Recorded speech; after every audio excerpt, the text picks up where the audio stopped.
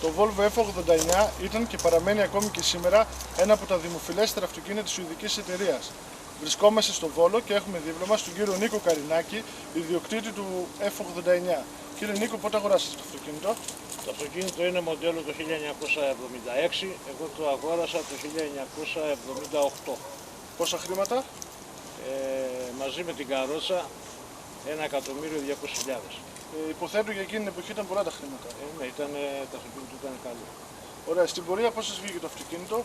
Το αυτοκίνητο δούλεψε λιοντάρι τόσα χρόνια. 30-32 χρόνια δούλεψε το αυτοκίνητο. Ναι, σε όλη την Ελλάδα? Παντού. Σε όλη την Ελλάδα και στα νησιά, παντού. Προβλήματα παρουσίασε? Τίποτα.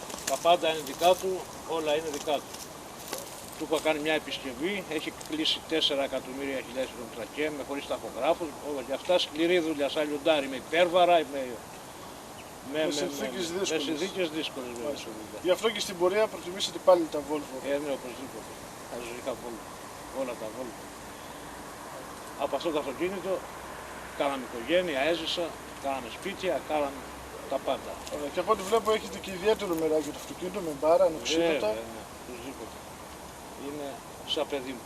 Ωραία. Και αυτό που λέει αυτοκινηστές, η ζωή όλη είναι το φορτηγό μας. Όλη η ζωή μας είναι το φορτηγό. Ωραία. Σας ευχαριστώ πολύ. Ευχαριστώ πολύ.